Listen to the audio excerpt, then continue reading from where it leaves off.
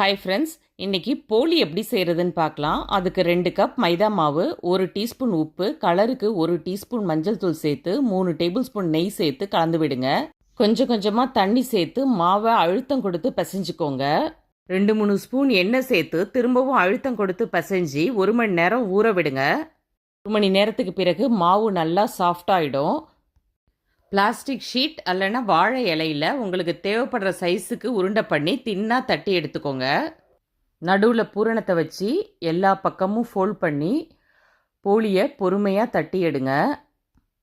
போளி பண்ணுறதுக்கு பூரணம் எப்படி செய்யலாங்கிற வீடியோ ஏற்கனவே நம்ம சேனலில் இருக்குது. அதுக்கான லிங்க் டிஸ்கிரிப்ஷனில் கொடுக்குறேன், அதையும் செக் பண்ணி பார்த்துக்கோங்க.